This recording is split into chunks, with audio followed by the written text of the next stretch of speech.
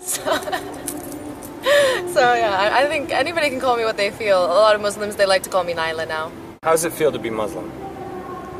Amazing, undescribable. Sometimes when people touch my life or when Allah touches me, it's a feeling that I never thought I could feel. It's like overwhelming compared to any sense of happiness that I've ever had in my life before this. In what way is it different than before? I'm much more patient now. I'm more understanding, more accepting. I'm not afraid to die anymore. Like before, when I didn't believe there's anything after death, that this is all we have and then it's over and whatever you do with this time is what you do. But now it's like, whatever I don't do now, I can do later. It's like an unlimited amount of time, and it just makes refraining from all the things we shouldn't do so much easier to know that there's going to be 10,000 times better things that we can't even imagine afterwards, I think. And yeah, I'm just a lot more at peace in my everyday life, in the way that I deal with people, in the way I deal with my work. How has it changed your everyday life? Well, I'm a modest woman now, so let's not go into too much detail about the things I used to do.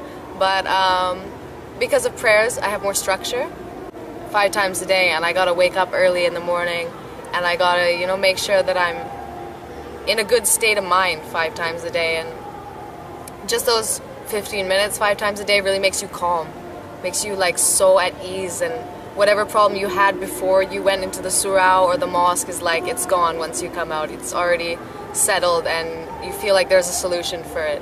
Before, like, I only could rely on myself. Now I know I have something up there watching over me in every second of every detail of my life. And that makes me feel so secure. It's so safe. Like when I see other people in trouble or whatever, and they're not turning to Allah, like I beg them, like, please just go and pray, you know. Don't just pray now and not pray later when you're not in trouble anymore. Like, pray and get out of trouble and see the power of Allah and continue, because like every time you pray, there's going to be problems in your life and they're going to be solved for you so easy. Because once you commit yourself to Allah, Allah commits himself fully to you as well. Modesty.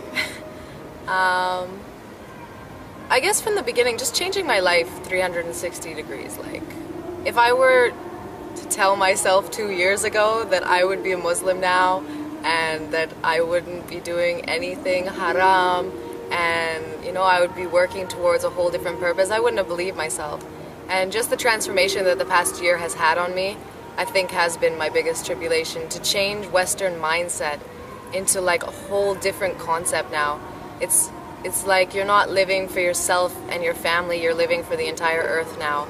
And being a convert into Islam, it's like Muslims will tell you that Allah loves converts more than people who are born into Islam. Because I feel like I was given this gift that Allah like saved me and like gave me this beautiful gift of Islam, and if I don't appreciate or respect that, it's like 10,000 times more disrespect on Allah than if somebody was just born into it and was told to be Muslim from the beginning. So I think, yeah, just trying to deal with the guilt when I do slip.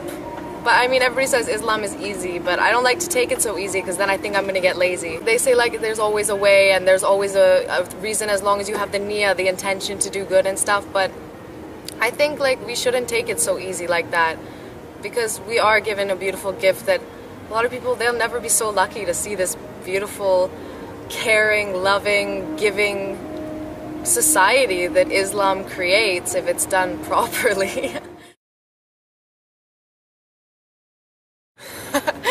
Wow, when you asked the first part of the question, do I get support from other Muslims, I was going to say overwhelming amount of support. So yes, to your second part, is it overwhelming? Yeah, sometimes it really is. It's like every Muslim I meet, they want to give me something.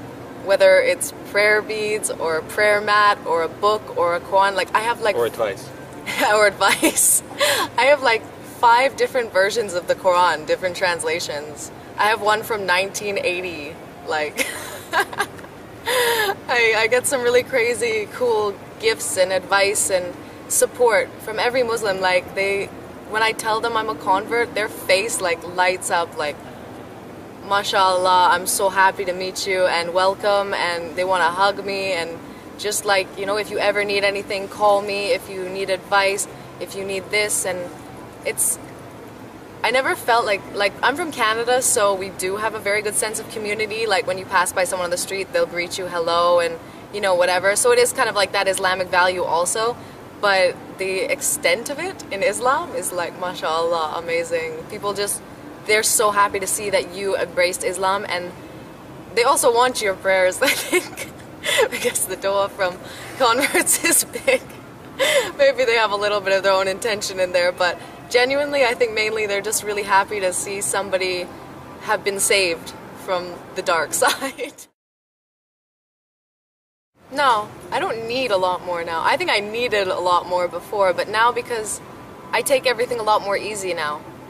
And this is the test.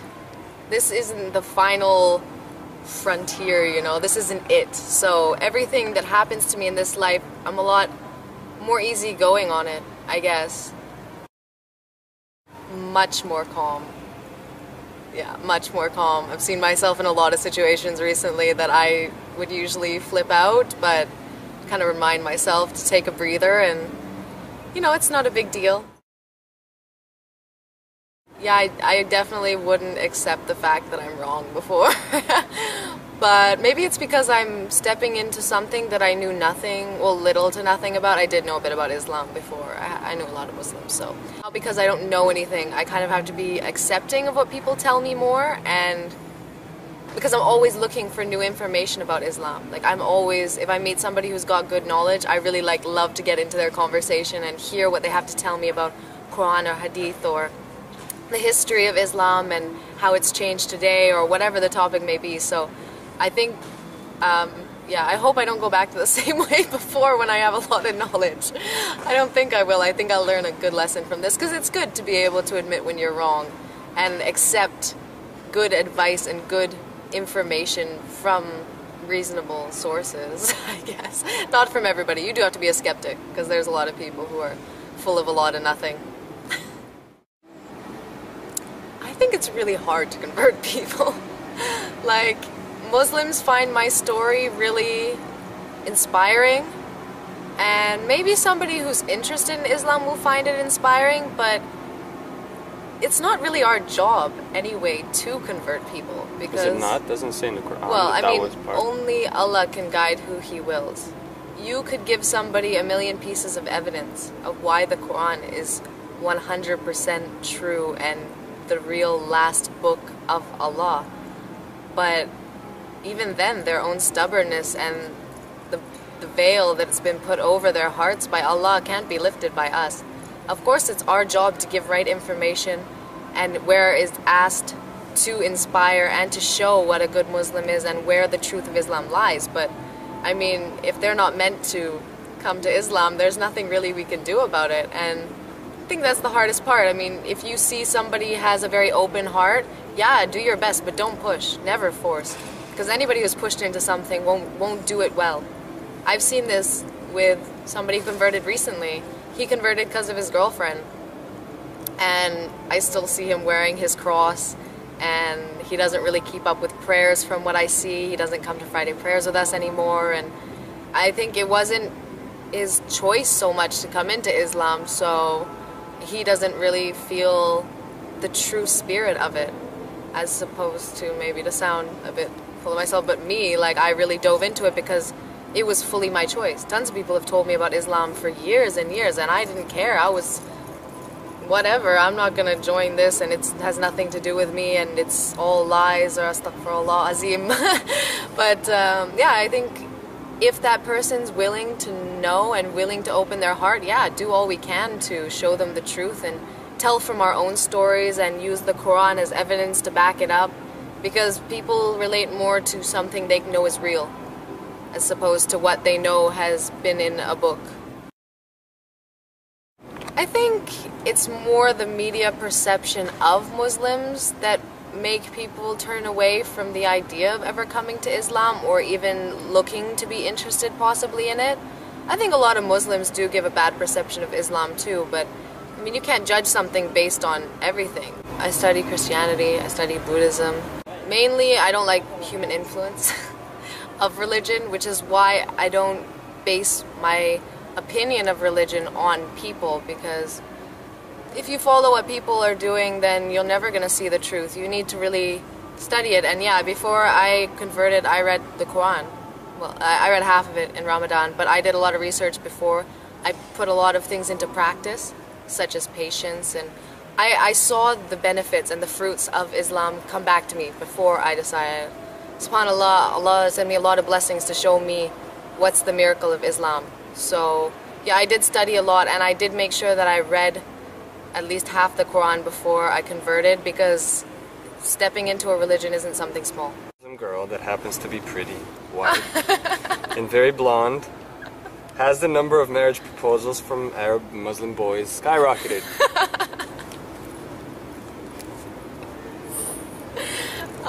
Yes. Yeah. How many so far? Uncountable. Really? In the past year? Yeah, I've had some pretty interesting proposals.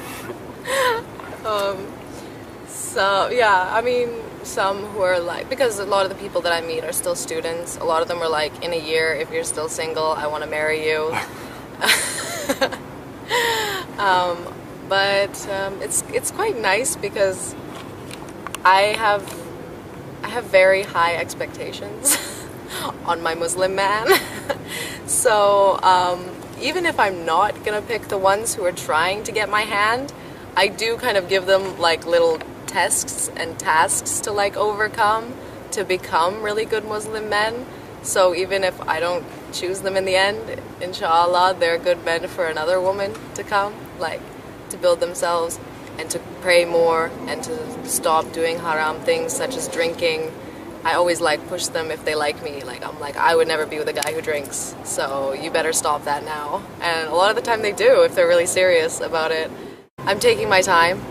I'm gonna really get to know them as friends before I actually make a decision as to who I want to marry, I guess. I do want to get married soon though. I totally winked it.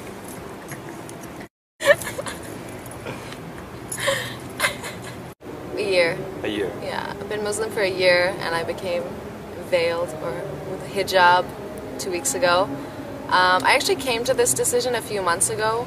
I didn't really understand it before that. I know it says it in the Quran that we should cover from our hair and from our wrists to our ankles. So, but I was sitting at, I went down to the pool one day. I wanted to tan. So I went down in my dress and my bathing suit underneath. And at the pool there was a whole Muslim family. And the women were all at the side in their hijabs and in the shade. And the men were in the pool having fun and playing. And I felt so, and at this point, like, I didn't know that these Islamic values were inside of me. I was so shocked to see me feeling like this. I was so shy to take off my dress. I didn't want to take the attention of their husbands. I didn't want to make them feel uncomfortable. And I ended up not taking off my dress. I put my feet in the water. I listened to music. And I was just thinking about, why do I feel this way? And why does Allah ask us to cover? And it came to the conclusion that men are very visual, as most men will tell you, and they pick their women a lot more based on looks than women pick their men. For women, being a good sustainer, a provider, protection, caring, you know, these are all much more important for women than looks. So it kind of evens the playing field more. Like, being a blonde, white Muslim, I get a pretty good advantage over Arab women. Yeah, and you know, it's a gift, our beauty as women. We were made the beautiful of the two. You know, men are very, like a board, they're straight and, you know, they're not much to really look at actually physically. So we were given this gift to be the beautiful creatures on earth. And that gift should be saved for the one we love and the one who we will bear children for. And it really kicked to me then that, yeah, I do want to wear hijab. So I did plan on wearing it for Ramadan, which is in 2 weeks. But I had some problems with modesty. So I decided if I wear a hijab, I'm forcing myself to be modest. And that's what I wanted. I wanted something, because even though I have really strong faith in Allah, we're all very weak as human beings. So I did want something to push me to be modest more and to be more conservative in my lifestyle and in my thoughts and in my mentality. So yeah, wearing hijab for me was definitely the right choice, and everybody's been so supportive of me since I put it on, and it's like I get to dye my hair every day. It's a totally different thing. My family has been super supportive. My mom found the Qibla direction, the closest mosque. She cooked halal food and normal food while I was there. I gave them Quran. My friends were all very interested and supportive in my religion as well, and they all just really wanted to know about Quran. What is it going to mean? Am I going to wear hijab? And yeah, they were all really really supportive. Alhamdulillah, alhamdulillah. So happy for that. I know a lot of people aren't as lucky as me. I know that really, really too well. So I thank God so much for giving me the family I have and the friends that I have. Everything, subhanallah, like just look around you, look at every minute of your life, like every time that you don't get in that car accident, every time that, you know, something comes to you that you thought was impossible to happen, subhanallah, like that guides me to be a better Muslim and to just thank Allah more and more every day. Well, if you could put your faith in Allah and see what comes out of it, because the only way to truly test it is to take the leap. Put your faith in it. Like, even though I wasn't sure yet, when I started to put these Islamic values into practice, Allah rewarded me, even though I hadn't even said Shahada yet. So, I mean, if you're in doubt about it, then just try. You don't have to say your Shahada yet, but read Quran, learn what it's about. It's about feeding your neighbor, feeding the people you don't know, ending slavery. Like, it's so, subhanAllah, everything that you, if you're a good person, believe the world should be, that's what Islam really is. It's just been twisted in media and other people's perception to be what it's not. So if you really want to get to know it, ask people around you who are Muslim. See the kindness in Muslims' hearts, and then you'll be able to really understand what it's all about. Thank you for crying out. Thank you. One love.